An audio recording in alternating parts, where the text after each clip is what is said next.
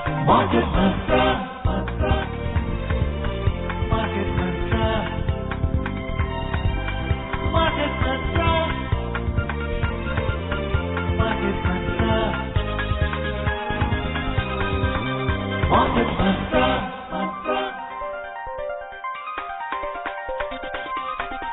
Market Mantra. Namaskar and welcome to this Friday edition of Market Mantra, the program in which we give you a complete update on the economic, business and stock market news of the day. Well, I'm Lalima Aneja Dang and with me is my co-anchor in Hindi, Sonu Sood. धन्यवाद लालिमा। नमस्कार श्रोताओं, market मंत्र में आपका स्वागत है, जहां हम आर्थिक, व्यापारिक और शेयर बाजार के ताजा समाचार आप तक लाएंगे और उन पर चर्चा भी करेंगे। चर्चा के लिए आज आमंत्रित हैं बिजनेस स्टैंडर्ड के editorial director A.K. Bhattacharya. Mister Bhattacharya नमस्कार, कार्यक्रम में आपका स्वागत है। नमस्कार। और अब सबसे पहले हेडलाइंस के साथ है लालिमा अनीजा डैंग। धन्यवाद Sonu. Yes, the headlines first. Key domestic indices log gains of about 1%. Sensex closes above 62,500 mark. Nifty settles near 18,500 level. Sun Pharma's fourth quarter net profit at 1,984.5 crore rupees. M&M fourth quarter profit rises 22% to 1,549 crore rupees. And Brent crude trades at $76.80 per barrel. प्रमुख घरेलू बाजार सूचकांक लगभग 1% की बढ़त पर रहे। Sensex 62,500 के ऊपर पहुंचा। निफ्टी 18,500 के करीब हुआ बंद। सन फार्मा का चौथी तिमाही का शुद्ध लाभ 1,984.5 करोड़ रुपए रहा। M&M का चौथी तिमाही का शुद्ध लाभ 22% बढ़कर 1,549 करोड़ रुपए रहा और ब्रेंट कच्चे तेल का मूल्य $76.80 प्रति बैरल पर था।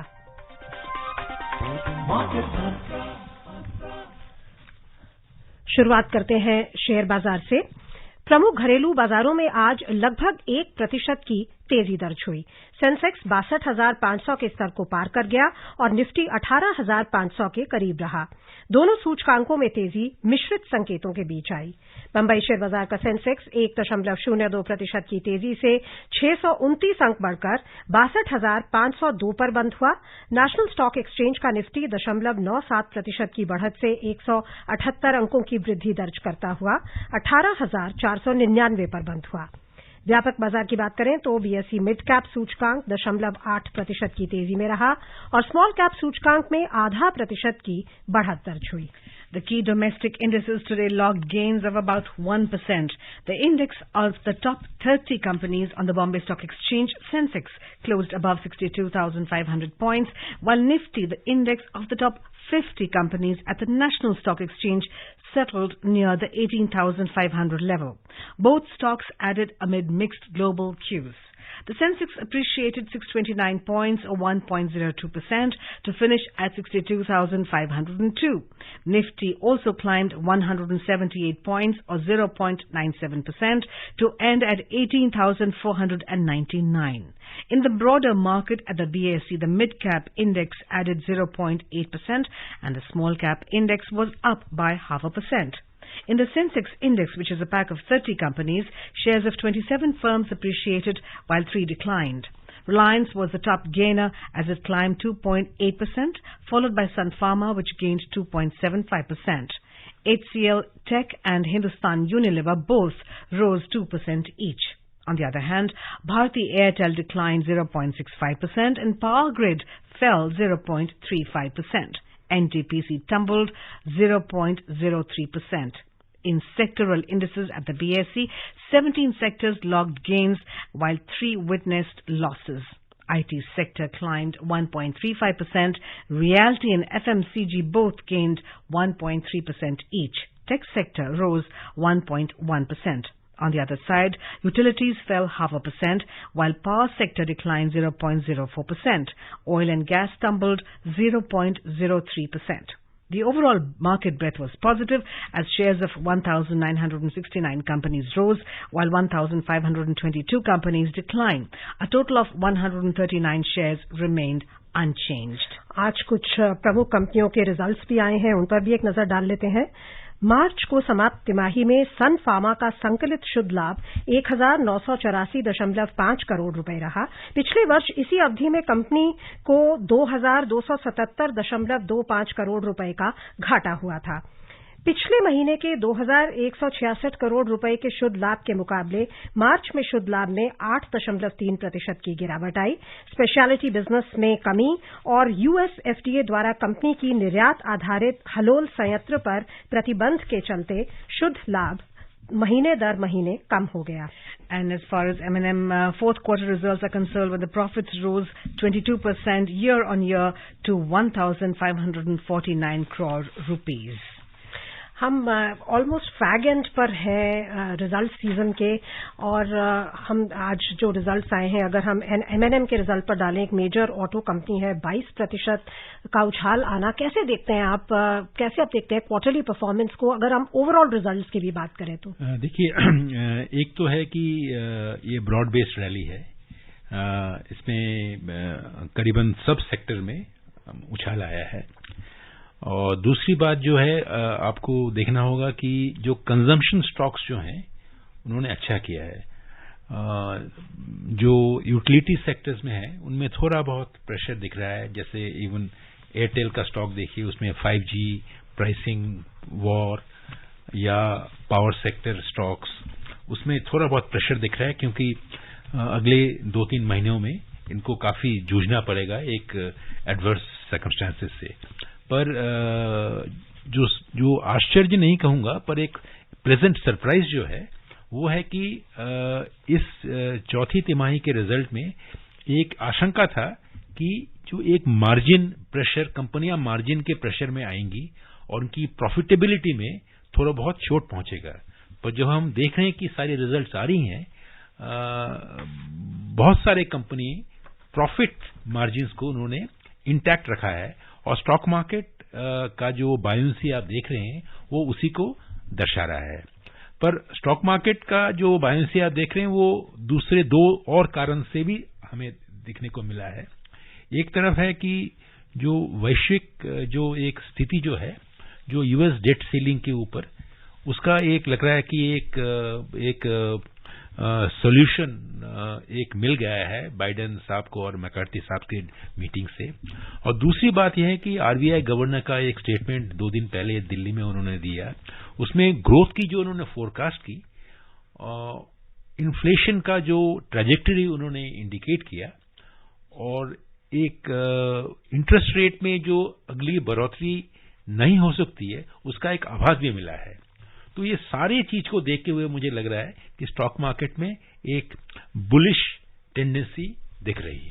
Mr. Bhattacharya, today we are talking and meeting at a point when this is the 9th anniversary of the second innings of the present government. At 62,500, if Sensex is a barometer of India's economy, what are your overviews of the review of this? Quick hits and misses. 9 years of the Modi government, there is clear emphasis and considerable success that has been achieved in the areas of welfare schemes delivery. There is focus on infrastructure development, which we have seen good results out of them. It is not that infrastructure project delays have been ruled out, but infrastructure project rollout has been quite commendable. Some major economic reforms have been initiated, like the Insolvency and Bankruptcy Code. Right. Even some bold decisions on labor law reforms, as well as agricultural reform laws, which have been slightly stymied because of political resistance. But my understanding is that both in the case of agricultural reforms and labor law reforms, a lot of the states have already introduced those reforms. So while apparently it looks that agricultural reforms have been stalled, but at least several states which are in this area have gone ahead and done something, because you will know that agriculture is a state subject. So they have introduced those laws at the state levels. Similarly, many of the states have introduced those labor reform laws. So I would say that in terms of welfareism, in terms of infrastructure project rollout, and in terms of reform of the economic policies, the record has been quite good. Policy missteps have also taken place. Things like, going ahead with the agricultural reforms without proper consultation, demonetization is now acknowledged to be a policy misstep. So it's a mixed picture, but on the whole, I would say that they have done well with welfareism and infrastructure rollout. Mr. Bhattacharya, आपने reforms की बात की, welfare schemes की बात की, infrastructure development की बात की. इनफैक्ट वर्ल्ड इकोनॉमिक फोरम के जो प्रेसिडेंट हैं, उन्होंने कहा है कि भारत एक बहुत ही तेजी से बढ़ता मेजर इकोनॉमी है, और उन्होंने स्नोबॉल इफेक्ट की बात की है, द फेमस स्नोबॉल इफेक्ट. इसके बारे में आप हमें बता सकते हैं? वो कह रहे हैं कि जो भारत की इकोनॉमी है वो स्नोबॉल इफेक्ट के कारण मोमेंटम पकड़ती रहेगी, एंड उन्होंने खास जिक्र किया है रिफॉर्म्स का, कि अब जो रिफॉर्म्स हैं वो भारत की असर दिखा रही हैं और उनका भी मोमेंटम बने रहना चाहिए. इस पर आप क्या कहेंगे? आप देखिए, जो इंफ्रास्ट्रक्चर का जो एक स्नोबॉलिंग इफेक्ट होता है, वो तो इसमें कोई दो राय नहीं हो सकती. ये तीन तरह से मैं देखता हूं.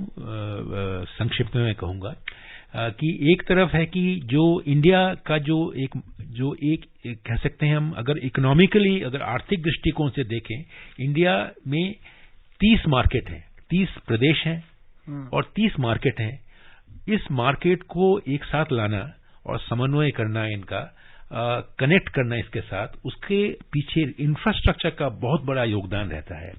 और मैं समझता हूं कि इंफ्रास्ट्रक्चर में जो फोकस है, ये मार्केटों को कनेक्ट करना, और जो लोग हैं और मार्केट हैं उसके साथ जो एक ब्रिज बनाना, पुल बना देना, ये एक बहुत बड़ा वो, इसीलिए वर्ल्ड इकोनॉमिक फोरम के लोग कह रहे हैं कि ये एक बहुत बड़ा मल्टीप्लाई इफेक्ट होगा, स्नोबॉलिंग इफेक्ट होगा. दूसरी बात ये है, जो इंफ्रास्ट्रक्चर से आपकी जो इकोनॉमिक ग्रोथ, और सरकार इंफ्रास्ट्रक्चर में खर्च करती है, और वही इन्वेस्टमेंट से आप प्राइवेट सेक्टर के इन्वेस्टमेंट को आप एनकरेज कर सकते हैं. तो फॉरेन इन्वेस्टमेंट कहिए या प्राइवेट इन्वेस्टमेंट कहिए, वो दोनों ही जो अट्रैक्ट होते हैं वो इंफ्रास्ट्रक्चर को देखते हुए, ईज ऑफ डूइंग बिजनेस के साथ इंफ्रास्ट्रक्चर जुड़ा हुआ. और तीसरा और अंतिम जो वो है कि वो जो हमारी जो ग्रोथ में एक बहुत बड़ा रोल है प्रोडक्टिविटी का, जो गुणवत्ता का जो एक रोल है, जो प्रोडक्टिविटी, वो प्रोडक्टिविटी इंप्रूव होती है अगर लॉजिस्टिक्स कॉस्ट कम हो जाए. और इंफ्रास्ट्रक्चर में आप डेवलपमेंट ठीक से करेंगे तो लॉजिस्टिक्स कॉस्ट कम हो जाएगा. इस वक्त हमारी जो लॉजिस्टिक्स कॉस्ट है वो 12-13% जीडीपी की, ये काफी ज्यादा है, एकदम ठीक नहीं है. इसको हमें 8-9% में लाना पड़ेगा. और ये इंफ्रास्ट्रक्चर इन्वेस्टमेंट मैं मानता हूं कि आपको लॉजिस्टिक्स कॉस्ट नीचे आ सकता है और प्रोडक्टिविटी गेन्स जीडीपी में काफी अच्छा होगा.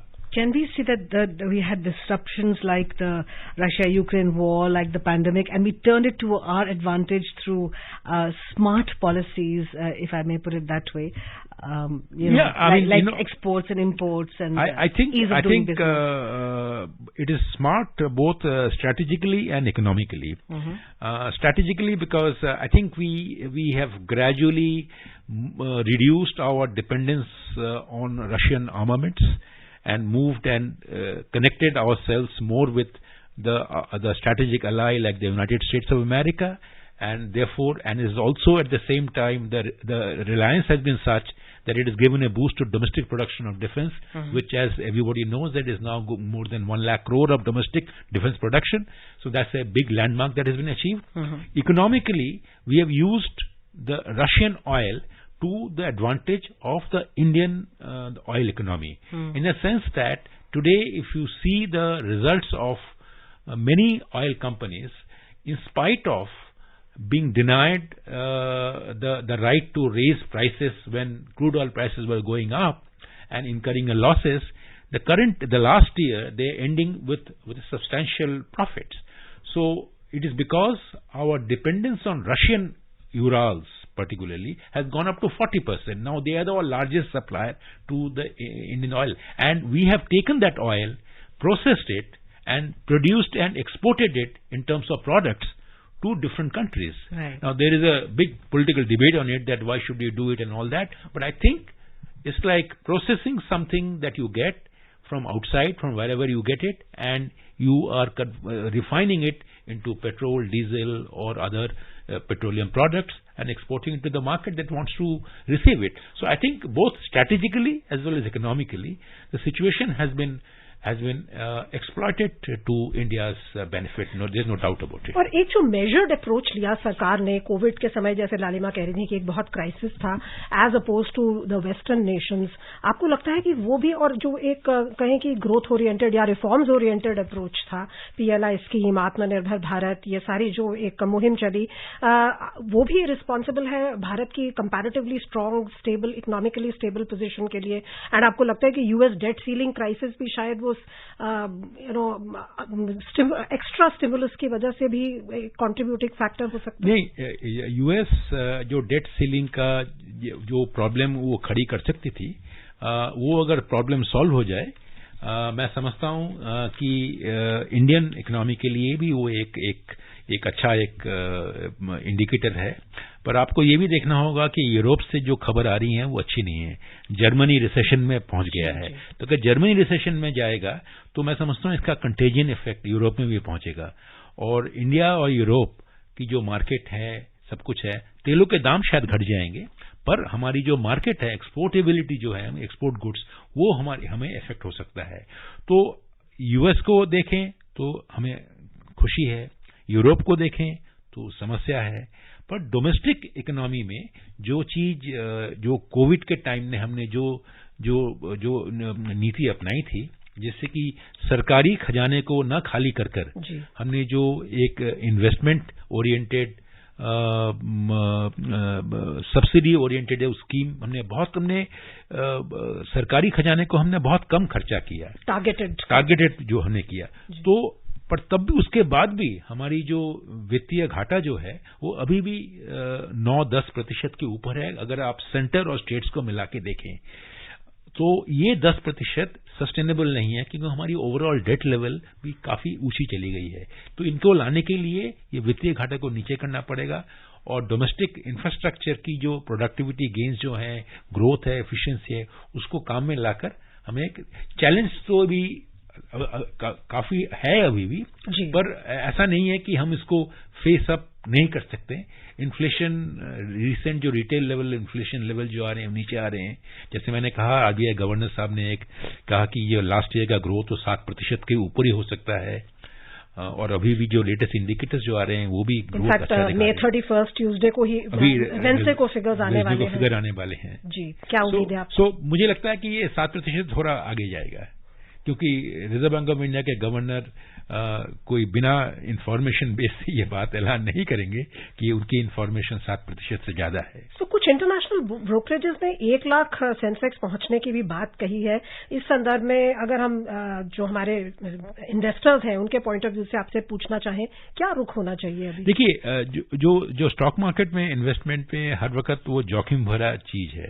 ये नहीं है कि आप फिक्स्ड डिपॉजिट बैंक में कर रहे हैं और नींद में सो जाएं, आप समझते हैं। पर जो स्टॉक मार्केट इन्वेस्टमेंट है, आपको हर वक्त सजग रहना है, जागरूक इन्वेस्टर की तरह देखना है। तो हाँ, सही बात यह है कि जो क्रिस्टोफर वुड साहब जो है, उन्होंने कहा कि 1 लाख का जो सेंसेक्स चला जाएगा, और इस वक्त तो सेंसेक्स काफी बुलिश टेंडेंसी में है। पर मुझे लगता है कि हर जर्नी जो होती है वो ऊपर जाती है, फिर नीचे जाती है। तो इन्वेस्टर्स को इससे आशान्वित तो होना चाहिए कि वो 1 लाख तक पहुंचेगा, पर उसके साथ साथ ये भी सोचना पड़ेगा वो किस वक्त एंट्री करे, किस वक्त एग्जिट करे, किस वक्त प्रॉफिट बुक करे। तो जो इन्वेस्टर जो है उसको हर तरह से जागरूक होना है, सचेतन होना है, कि ऐसा नहीं है कि आप ये ऐसा कि एक इन्वेस्टमेंट प्लेटफॉर्म है जहां पे आप इन्वेस्टमेंट करेंगे, तो अगर लॉन्ग टर्म इन्वेस्टमेंट है वो अलग बात है। Mr. Bhattacharya, my question which is coming to my mind is that what do you see, which way do you see the road ahead? Reforms or social welfare? As I said, today being the 9th anniversary of the second innings of the government, how do you view the future? Well, I think the government has to focus both on reform and hoping that those reforms gradually do away or bring down the need for welfarism. Because why do you need welfarism? Is because your poverty level is still over 20%, 21%, according to some estimate, or some estimate it is 26%. So you need to address the concerns of the poor people, underprivileged people. You need those social support policies and programs. So they are necessary. Now, it is important that you to sustain that welfarism, you need to grow fast so that the government can get more revenues, and those revenues can be used to finance those welfare schemes. So your question, reform and welfarism, they are connected. If you do not reform and do not grow, then you cannot sustain your welfarist measures. There was a time when we were not reforming, but we are a welfarist society. Right. So, but then we came under tremendous pressure. We started borrowing more money in 1980s and then got into a crisis in 1990, wherein we had a balance of payments problem, we had a fiscal indiscipline problem.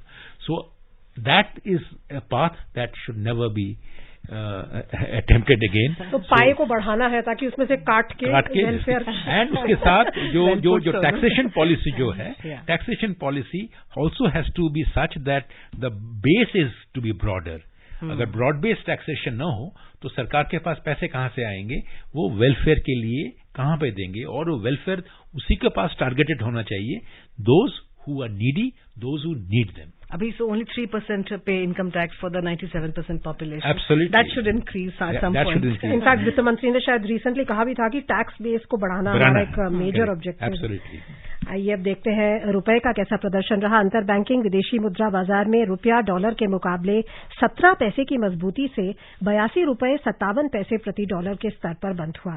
6 अन्य प्रमुख मुद्राओं की तुलना में dollar की मजबूती मापने वाला डॉलर सूचकांक दिन के कारोबार में 103.94 पर था। ब्रीफली, आपको लगता है कि ये जो यूएस डेट सीलिंग की सिचुएशन है उसमें डॉलर को एज अ सेफ हेवन मानकर उसका डिमांड बढ़ गई है और वो भी एक कारण है जो डॉलर की मजबूती हम जरूर डॉलर की मजबूती वो उसका कारण ये है।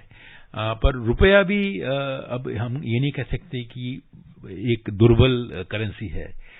रुपए की जो स्ट्रेंथ जो है वो भी बाहर आ रही है और रुपए की जो डॉलर की जो एक्सचेंज रेट है वो दर्शाती है, क्योंकि हमारी जो इंपोर्ट एंड एक्सपोर्ट जो है, एक्सपोर्ट की ग्रोथ रेट में कमी आई है पिछले 1 महीने में, पर इंपोर्ट्स में ज्यादा कमी आई है क्योंकि क्रूड ऑयल प्राइसेस कम हो गई है, तो इंडिया की डिमांड कम हुई है और इंडस्ट्रियल एक्टिविटी जिससे से हम इंपोर्ट करते हैं उसमें कमी आई है। तो उसको देखते हुए लगता है कि जो रुपए की जो एक वीकनेस जो है वो इस वक्त उतनी ज्यादा नहीं आ रही है जितने की आ सकती थी, इसका डर था पहले। $1 million question briefly, can the rupee be a threat to the dollar? I think we are far from that status. So it's wishful thinking. Yeah, okay, you may say that. Yeah. आइए रुक करते हैं अंतर्राष्ट्रीय बाजारों का। अन्य एशियाई share बाजारों में आज अधिकतर तेजी का रुख था। वॉल स्ट्रीट में नवीदिया की अगुवाई में टेक क्षेत्र में आई तेजी के बाद एशियाई क्षेत्र में तेजी का रुख रहा। अमेरिका में सरकार द्वारा संभावित डिफॉल्ट से पहले सिर्फ 1 हफ्ता रह जाने पर निवेशक ऋण की ऊपरी सीमा पर समझौते की उम्मीद में थे। जापान का निक्केई सूचकांक 0.4% बढ़ा और चीन का शंघाई कॉम्पोजिट सूचकांक 0.35% के उछाल में रहा। दक्षिण कोरिया के कॉस्टी में 0.2% की बढ़त आई। उधर सिंगापुर का स्ट्रेट्स टाइम्स सूचकांक 0.01% की मामूली गिरावट पर बंद हुआ। वेसक दिवस के उपलक्ष्य में हांगकांग का बाजार आज बंद था। यूरोपीय क्षेत्र की बात करें तो दिन के कारोबार में में यहां भी रुख तेजी का था। फ्रांस का कैक लगभग 0.5% की बढ़त पर था। जर्मनी के डैक्स और लंदन के फुटसी दोनों में 0.25% की तेजी थी।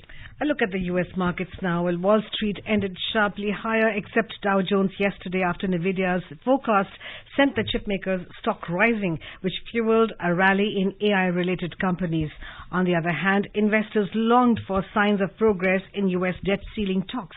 The Nasdaq Composite Index rose 1.7% and the S&P 500 accelerated 0.9%, while the Dow Jones Industrial Average fell 0.1%.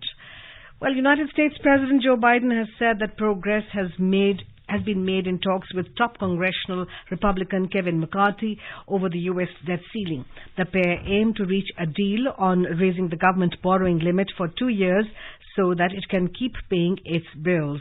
A U.S. debt default with the 1st of June deadline looming would upend the economy and have a global impact.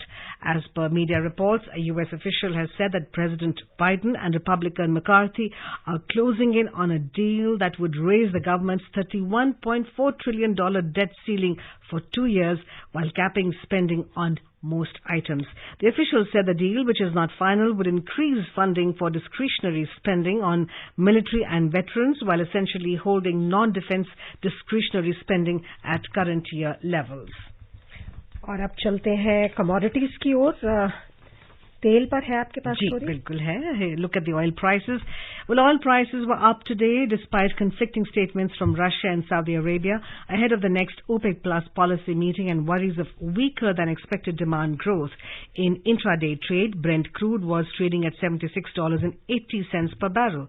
West Texas Intermediate crude price was at $72.52 per barrel when reports last came in. Mr. Bhattacharya, हालांकि हम देख रहे हैं कि जो तेल की कीमत है, कच्चे तेल की कीमत है, वो 80 से नीचे ही बनी हुई हैं, $80।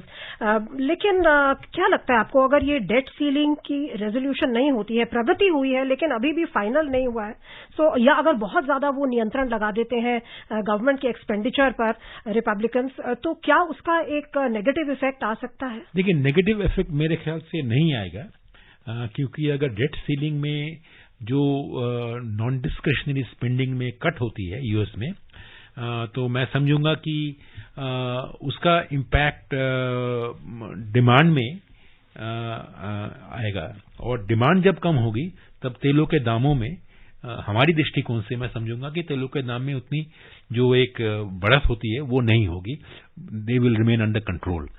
तो मुझे ये नहीं लगता कि डेट सीलिंग के अगर डील नहीं हो तब शायद एक एडवर्स सिचुएशन एक खड़ी हो सकती है। तो अगर डेट सीलिंग नहीं होती, taking the worst case scenario, उसके और क्या कॉन्सिक्वेंसेस हो सकते हैं ब्रीफली भारत जैसी इकोनॉमी के लिए?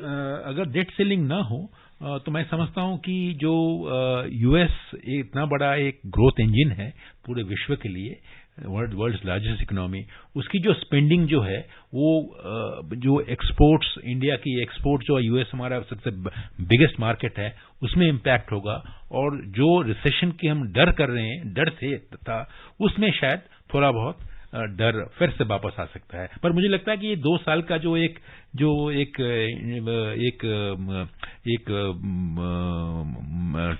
पैकेज जो दे रहे हैं 2 साल का, ये इलेक्शन तक, नेक्स्ट इलेक्शन तक निकल जाएगा। द क्राइसिस मुझे लग रहा है कि we seem to be over. और अब चलते हैं सोने की ओर। मल्टी कमोडिटी एक्सचेंज में जून अनुबंध वाले सोने में 126 रुपए की गिरावट आई और ये 59,586 रुपए प्रति 10 ग्राम पर था। जुलाई अनुबंध वाली चांदी 840 रुपए की भारी बढ़त से 71,882 रुपए प्रति किलो पर थी। वैश्विक बाजारों में न्यूयॉर्क मर्केंटाइल एक्सचेंज में सोना तेजी के साथ $1,972.30 प्रति आउंस पर था और चांदी भी तेजी के साथ $23.34 प्रति आउंस पर थी। So a quick comment, how do you view the global India's hunger for gold never ends and we have huge reserves in various households as an investment? I think gold is always considered to be a safe investment and safe and secure investment. And if you look at the trend of the gold prices in the last few years, and particularly when the stock markets are volatile, gold emerges a little more attractive for investors. So I think this is exactly what is being shown in these numbers, where gold prices continue to go northward, confirming the age-old saying that stock markets don't, always be the right investment. बहुत-बहुत धन्यवाद, Mr. Bhattacharya. Thank you. And friends, before we close, here's a reminder of the headlines. Key domestic indices log gains of about 1%. Sensex closes above 62,500 mark.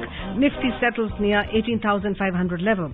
Sun Pharma's fourth quarter net profit at 1,984.5 crore rupees.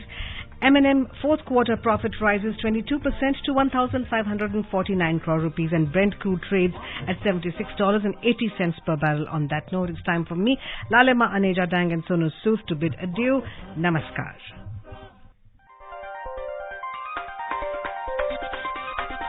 Market Mantra.